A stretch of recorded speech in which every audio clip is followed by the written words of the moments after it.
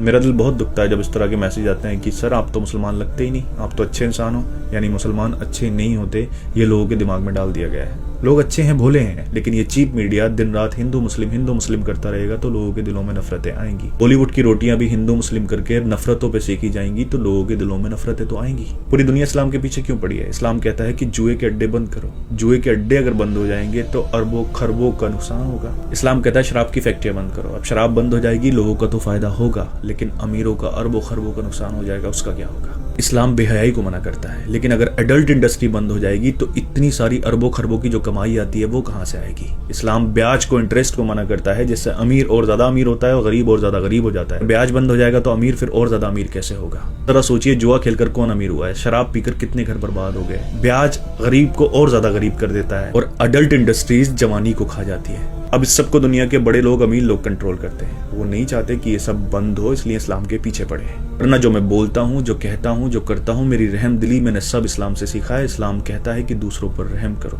अगर तुम्हारा पड़ोसी तुमसे नाराज है तो तुम्हारा रब तुमसे नाराज है। माँ बाप अगर तुम पे जुल्म भी करें तो उनके सामने उफ तक मत करो। ये मर्तबा माँ बाप का दिया है। एक इंसान कभी भी नेक नहीं हो सकता अगर वो दूसरों के लिए वैसा ही नहीं सोचे जैसा अपने लिए सोचता है। इस्लाम कहता है भूखों को खाना खिलाने से रब सबसे ज्यादा राजी होता है। भूखों को खाना खिलाओ और उनसे उनका जात और धर्म मत पूछो। इस्लाम ने औरत की इतनी इज्जत बताई है कि अगर सामने आए तो अपनी पलकों को झुका लो। इस्लाम कहता है ज्यादा फालतू पानी ना बहाओ। अब जो पानी बहाने को मना करता है वो किसी बेगुनाह के खून की इजाजत कैसे दे सकता है?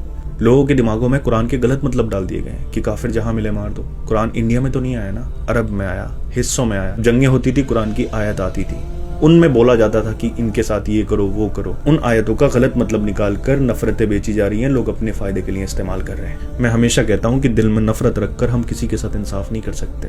दिल से नफरत को निकालिए, उसके बाद सच्चाई को जानिए। कोई ये क्यों नहीं बताता कि कुरान में रहमत का जिक्र कितनी बार आया है? ऐसे लोग भी दुनिया में आए जो अपने आप को खुदा कहलवाते थे, खुदा मानते थे, लेकिन जाना उनको भी पड़ा। अमर कोई नहीं है, सबको जाना है। जो जालिम नफरतें फैला रहे हैं, झूठ फैला रहे हैं, लोगों को आपस में लड़वा रहे हैं, मरना उनको भी है और हिसाब उनको भी देना है। लोग गलत करते हैं तो वो लोग गलत है, इस्लाम गलत नहीं है।